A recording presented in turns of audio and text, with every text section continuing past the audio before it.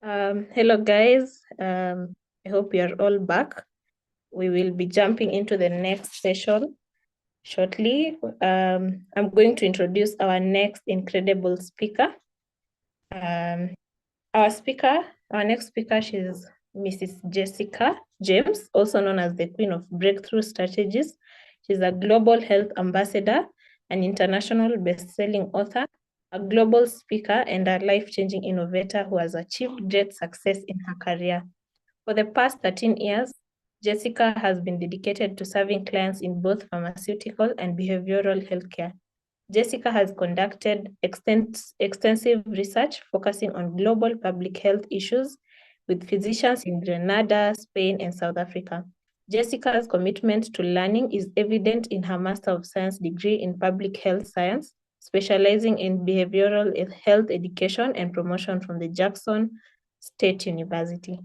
Jessica's impact extends far beyond her professional accomplishment.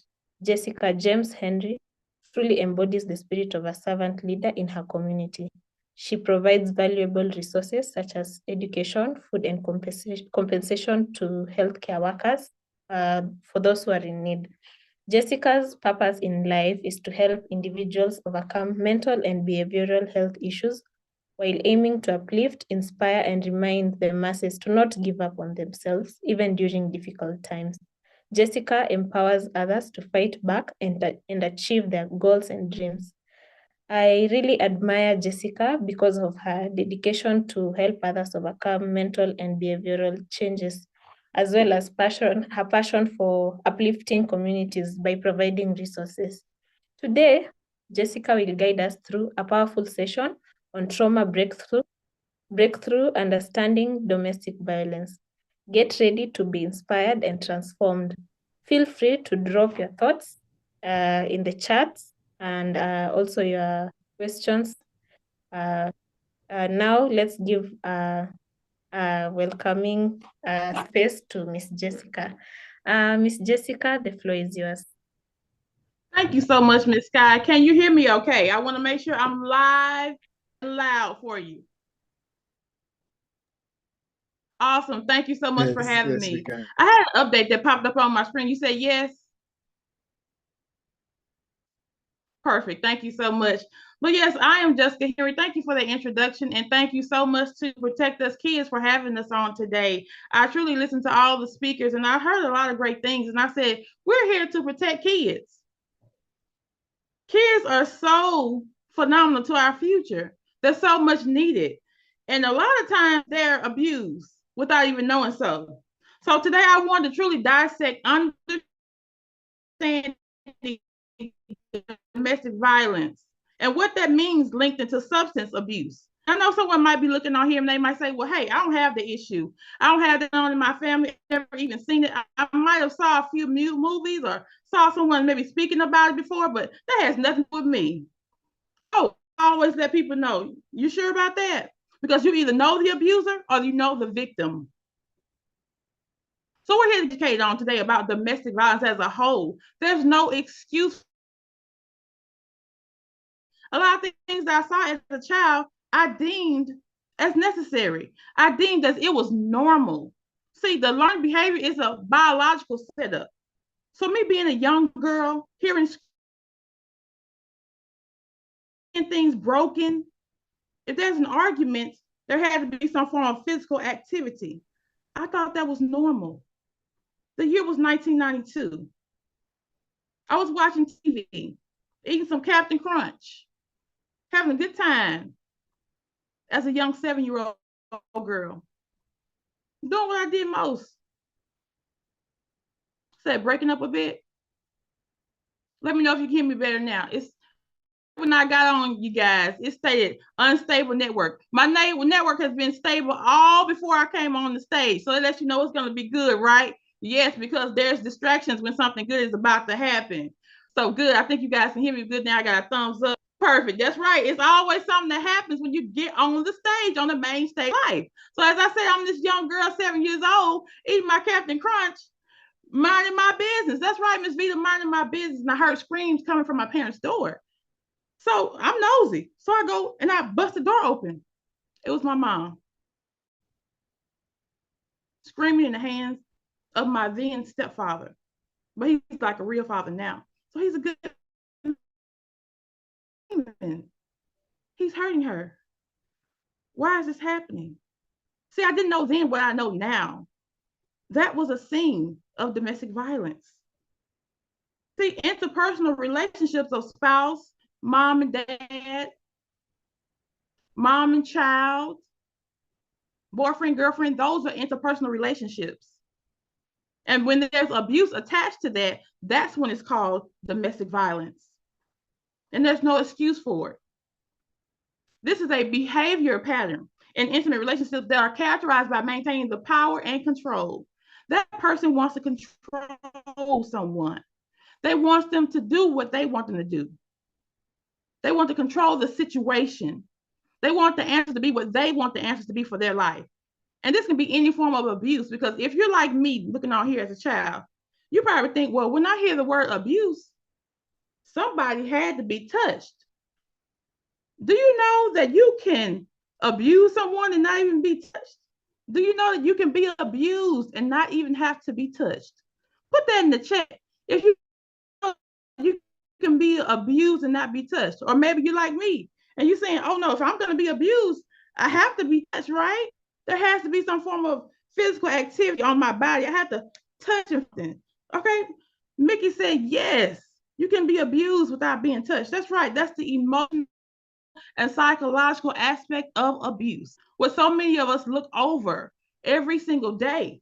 See, according to Victim Services, 15.5 million children are exposed to that interpersonal relationship violence we're talking about, domestic violence. In the United States, we have per year. What does this even look like? So the children that live in the violent homes, a lot of times what they're doing is they go into sexual assaults. Sometimes it looks like their child is being a food addict. They're eating now. They're trying to cope with food and eat more food.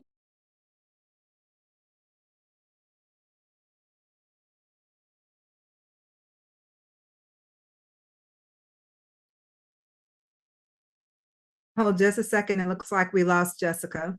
So we'll give her a few minutes so that she can jump back on. Looks like there's a bad connection.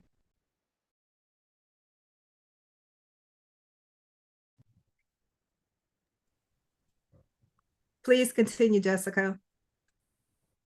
We can see you much better now. Okay, can you hear me okay now? Yes, we can hear and see you much better now. Awesome. Whether I have to pop in and out, it's going to get done. All right. Good. As I was stating, it can look like sexual assaults. The child is getting addicted to food even more. They might be violent at school. You might say, oh, this is a bad child. They're always getting into it with other students. They're always hitting and picking on other students. But the truth of the matter is, they could be seeing something domestic at home every single day. Now, this has become a sense of their reality without them even knowing it. So these are some of the signs I want you to look at. Because if you believe a loved one is a victim to domestic violence, there are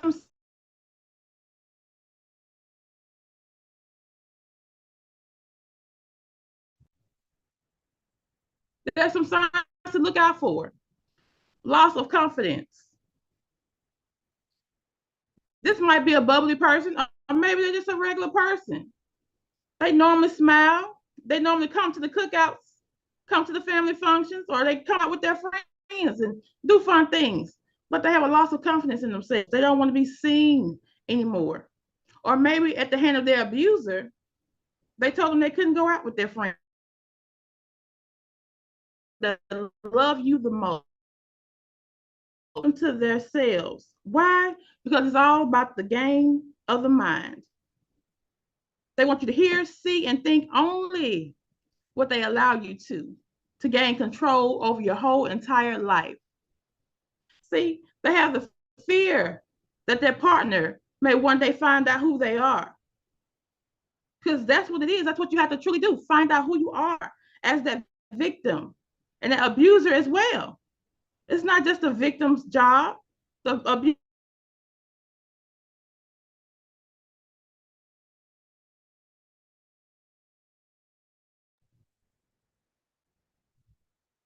within the process. They were lost at some point in time. They have criticism. They want to humiliate the person. These are the signs to look for in domestic violence. They're talking about their partner's bad temper or jealousy. Says gaslighting.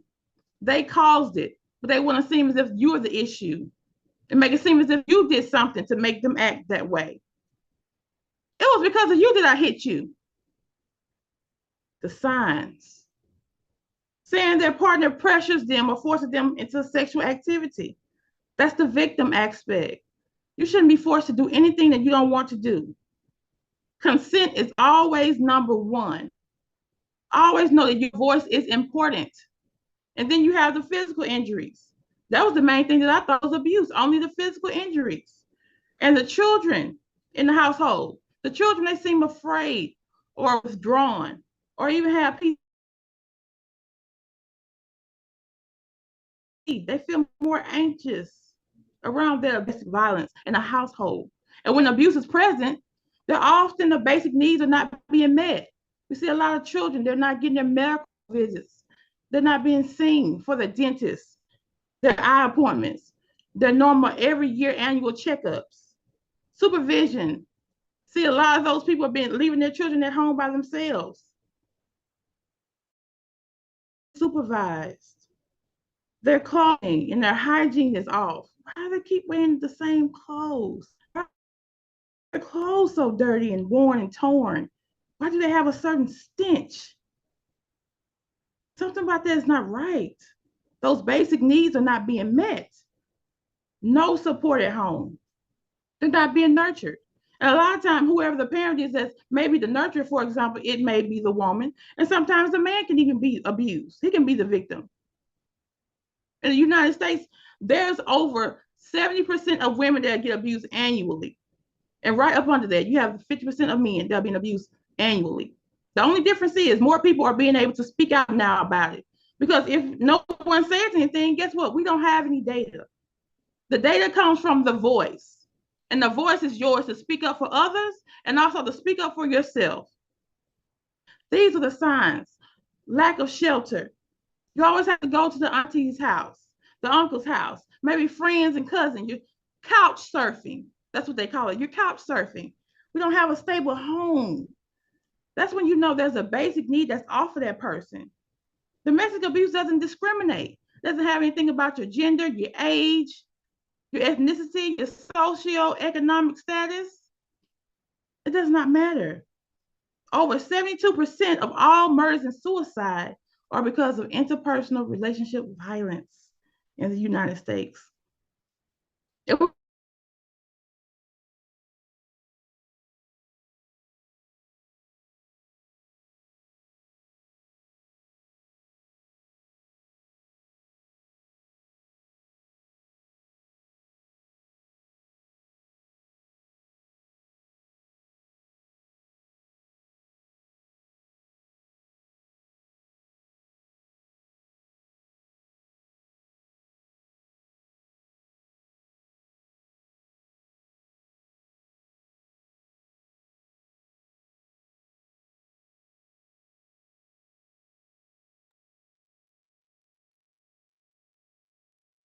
Looks like Jessica is experiencing some bandwidth issues. We're going to give her an opportunity to jump back on.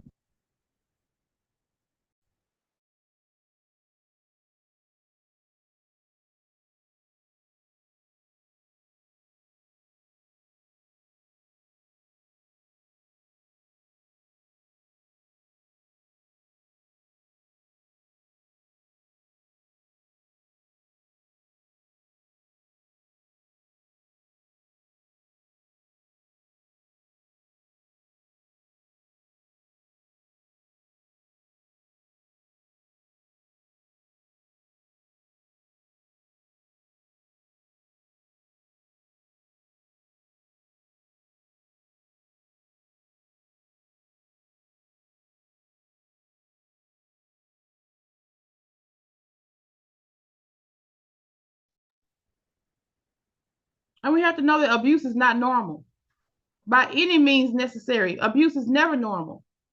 And 54% of these mass shootings that we hear about, a lot of those are involving killing a partner or a family member. So that lets us know that domestic violence, the interpersonal relationship violence, is going around and around in the circle as a cycle. The cycle of abuse is often like in the relationships of everyone that we know. So if abuse happens one time to that person, normally it's going to happen again, because that's that cycle going around and around in the circle.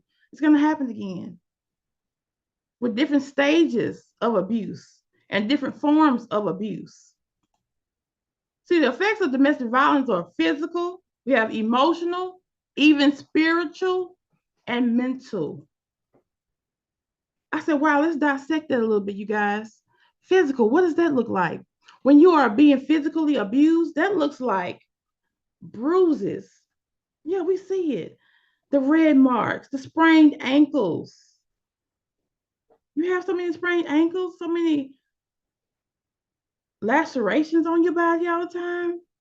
You're always limping. You know, the things that we don't think about. You're always limping. You're always complaining about headaches and migraines, changes in your sleeping patterns. You can't sleep at night. No peace at home. Even your menstrual cycle can be set off. And you can have fertility issues from physical abuse. And this is one that we don't even think about. I love this form of abuse because it's so prevalent right now. People need to know about it, especially us kids. Digital abuse, the use of social media. I bet a lot of people can put in the chat right now who has a social media outlet or platform. We all have it now. Me, myself, I stopped watching the news for a certain amount of time and I would look on social media. That would be my news outlet. That's how bad it's gotten. They're using social media as a control mechanism for people. Yeah. They're demanding the right to have access to your social media accounts. They want to always look and see what you're doing. They want to always check your messenger when you're in a relationship. Yes, that's digital abuse. You don't have to deal with that. And then there's something else that you don't think about. Someone continuously texts you and calls you when you told them, hey, I don't feel like talking. I need my personal space. I've tried my best to set this boundary with you, but you will not listen to me. No one should have the opportunity to make you feel uncomfortable with your own digital device. Come on. I know everybody on here has a cell phone. If you want to talk about addiction to something, we're all addicted to a cell phone. We all have one somewhere. We all have a tablet. It's like a normal thing to have right now because technology is our lifeline. See, they're using this technology to monitor and demand your attention. And something else to watch out for. Don't send news to people. Guess what? You might not be with that person forever as you think. And that person has a nude in their phone. And you moved on with your life. It might be 2 years later. And they might have a friend that say, hey, you want to see something? And they show that friend your naked picture. And that friend might think it's real funny. And now he's put it on social media to see if everybody will laugh at it, or maybe to even humiliate you and make you feel even worse about yourself. That's control. That's the misuse of technology. Make sure that you're using technology mindfully. Be mindful of what you're using technology for. Be wise. We have the emotional and spiritual abuse. This is the most common of the abuses. I thought it would have been physical, right? But no. So many people have endured emotional and spiritual abuse and haven't even known it. Somebody on here right now is going through emotional and spiritual abuse and don't even know it. Before today, that looks like emotional and spiritual abuse, looks like hopelessness, feeling unworthy. This person has talked about you verbally and giving you unverbal attention. And you don't feel like yourself. You feel unworthy. You have a lack of trust in others. You even doubting your previous spiritual faith. That person told you can't be a Christian anymore. They told you can't be a Muslim anymore. You have to now convert to their religion. That's abuse. You should have the freedom to choose. I don't care what my religion is. You should have the freedom to choose. Always. That's your right. Because when you feel free, you know you're not being abused. But if you feel a little inkling in your soul, you're like, I don't feel like myself. I'm not making the choices that I know I would make for myself. Everything that I do is now helping on this person to not make them mad at me, to not make them mad at my decisions. That's the main reason why I'm making the decisions that I'm making for my life right now. That's emotional and spiritual abuse. We have the mental aspect of this thing, you guys. Mental abuse as it relates to domestic violence look like PTSD, not the ABCs, but PTSD, post-traumatic stress disorder, symptoms. These are having those flashbacks, nightmares, severe anxiety. I can't even get ready to go to work because I fear that this person is going to come in here where I'm getting ready for work and start an argument and abuse me. PTSD, uncontrollable thoughts. I can't even come home on time as a child because I fear that I'm going to hear my parents arguing. I might fear I have to try to break up an argument again. I might fear I have to stop someone to try to kill my parent on today again. I don't want to go through that abuse. That's mental abuse from domestic violence, depression, low self-esteem. Now you're having suicidal thoughts. Why? Because if you're a victim and you're enduring this abuse, you want to just end it all. No, because the version that you are right now is not who you're going to be once you leave that abuse. Please don't unalive yourself. This is a trigger warning for anyone who has been suicidal. Trigger warning. I don't want to trigger you, but I want to educate you and educate somebody else. Do not end it all because of what you're enduring right now. Live, because the next version of yourself is going to appreciate it. She's going to look back and say, you know what, man, you know what, woman, I appreciate you for surviving. I appreciate you for not unaliving us. I appreciate you for getting to this version to help yourself and your family to end the generational curse of abuse, the generational cycle of abuse, allowing it. You know what to look out for because you're getting educated on it. You'll start understanding the adverse childhood experiences and how they relate to the decisions that adults make now. See, they call it ACEs. This is adverse childhood experiences. ACEs. These are traumatic experiences that children experience before the age of 18 years old. These can have a lasting impact on their lives. That's why ACEs is so prevalent and so popular. They're talking about the mental health, physical health, and the general well-being of a person. It impacts everything. Different things children have endured: physical abuse, sexual abuse. They're being sexually assaulted by family members. Emotional abuse, physical neglect.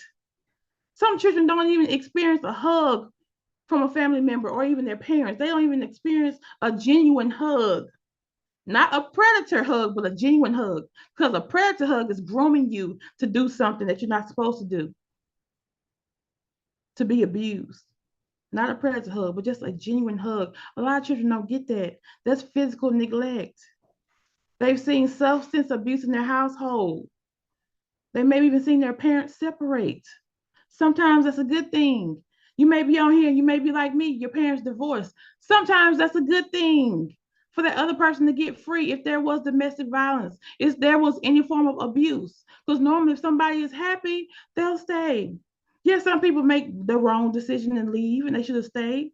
But if you've seen abuse, be glad that that person did not stay and they did get that divorce. Some people have incarcerated family members. You never know what people have gone through, but it helps you to be able to appreciate it. And all these things that children endure, it impacts their brain development. See, the front of your brain, this is called the prefrontal cortex. I learned that a long time ago and I just fell in love with it because that's the side of your brain that breaches creativity. Yes, the thought thinking process, problem solving, all that is in the prefrontal cortex. When children have seen abuse or been abused, that has a lack That's called toxic stress syndrome. Now they've experienced that toxic stress and they can't even be creative as children. They can't be themselves and have fun as children. All that is because of domestic abuse in the home. We normally would take a break here, but I want to talk to you guys about something. You probably seen the new Netflix series online. It's called Monsters. And I was watching it the other night and I said, oh my goodness. Trigger warning again. Those two sons unalived their mother and their father because they were enduring abuse in the home.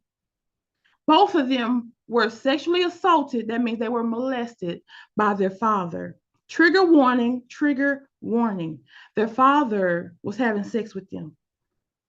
The 6-year-old, the firstborn, and the 7-year-old, secondborn. He said when he was 7-year-old, it happened to him. And one day he got up the courage to tell his brother what happened. Why? Because after the abuse from the father of the first child started abusing the second child. A learned behavior. No, that is not right. That's called incest. You should not be having sexual relations with your family members. That's ancestral and it's not right. It's inhumane. And he abused his brother because of the abuse that he endured. And it lasted all the way up to they were 18 years old. I was like, oh my goodness. So they were enduring physical abuse, mental abuse, just the constant torment each other. They said the dad constantly tormented them and the mom knew about the abuse. So guess what? She was abusing them as well. She had secondhand abuse because she didn't say anything. She abused them emotionally. She did not protect her sons. That's a good case to look at. If you're in your free time, you want to watch Monsters, do that because that truly opens up your mindset. But they made the bad decision. They didn't talk to anyone else outside.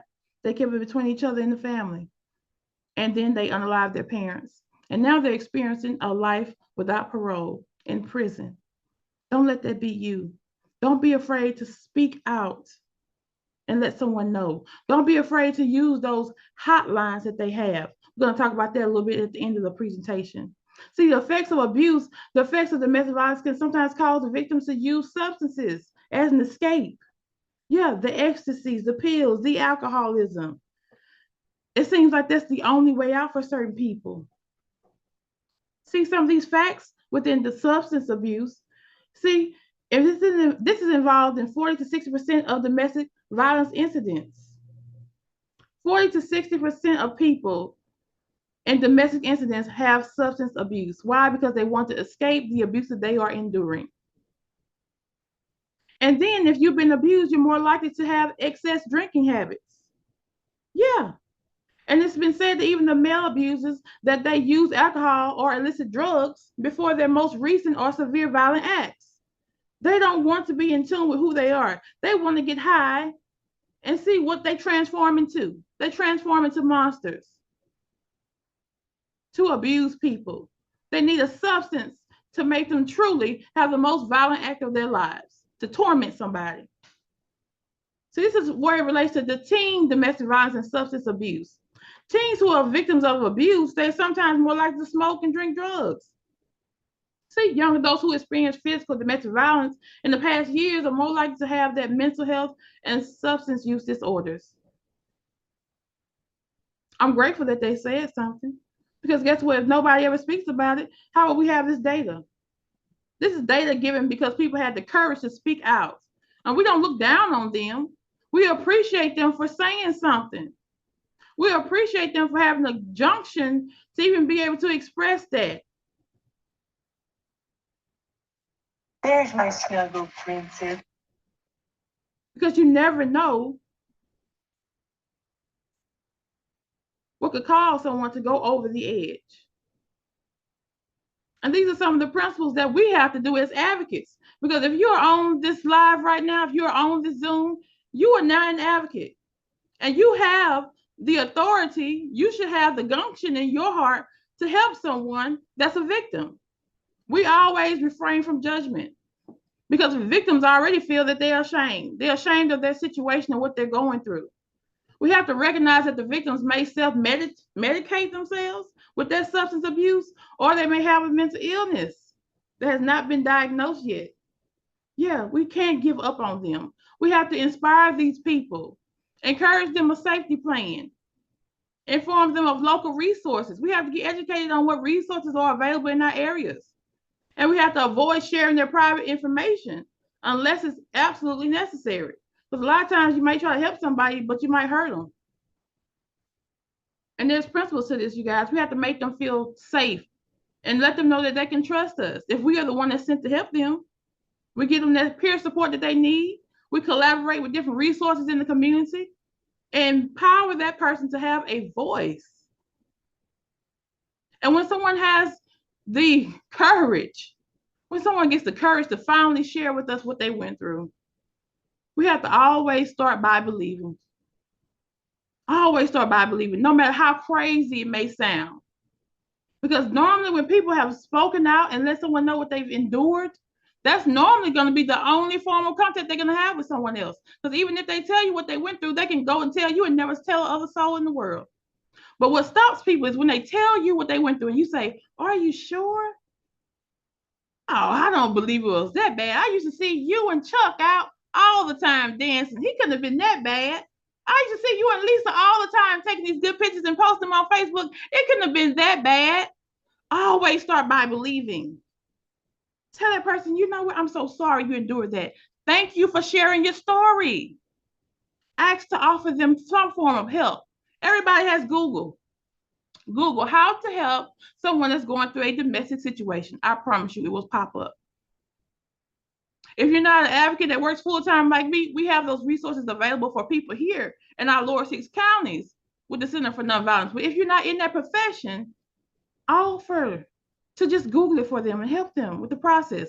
Give them a 1, 2, 3 resources and go on and refer. You can maybe refer them to social workers or law enforcement if they trust you enough to do that. Now, this time I want to see, does anyone have any questions at the point where we are right now? Any questions, any comments? I'm looking in the chat. Let me see what we have here. Okay, perfect. We're almost ready to wrap up. Good. So always have a listening ear. And why is that important? Because you don't want to re-traumatize anyone. You don't want to re-traumatize anyone, and you never know if they'll even tell a soul after that. And I was going to tell you guys, let's stay connected. I have a slide here. I'm going to see if you guys can go on there and chime into that. But I'm here. I'm representing our center that we have here in the state of Mississippi. Now, we cover the lower 6 counties, and we are a domestic violence. We have shelters as well as a juvenile justice court for anyone in the state of Mississippi. Those are part of the resources I was speaking of that you have to know about. And if anyone wants to contact me, you can feel free to do so. I'm going to share my screen now. You guys can go on here and scan this barcode to stay connected, because we all need someone. In a time of need, you may need to just refer someone and say, hey, I can give her to this young lady I met during the Zoom presentation. Let me know when it pops up. It's scrolling now.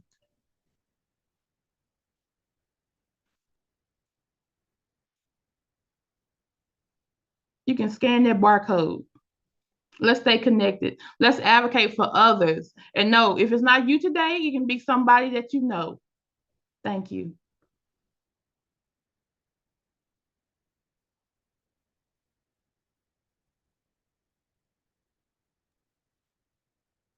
All right. Thank you so much, Jessica, for such a wonderful presentation. Personally, I've learned a lot. Violence and domestic abuse, and I believe that everybody, each one of us over here has learned something. And I believe that we are not coming out of this conference empty. And at the end of this, people will be able to learn to take action.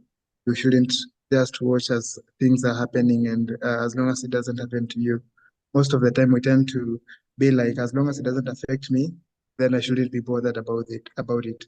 But we've learned very well that as long as you see it and you know that your gut tells that it is bad, please make sure you speak it out or offer help wherever you can. And with that, I just want to thank you so much, Ms. Jessica, for having your time, sparing your time and coming and talking to us via the young generation. And I believe you've impacted the lives of very many people who have attended this conference. Thank you so much. Thank you so much for And having me. Even with the distractions, it got done. Thank you. yeah, I got it. Yeah. Thank you so much, Miss Jessica.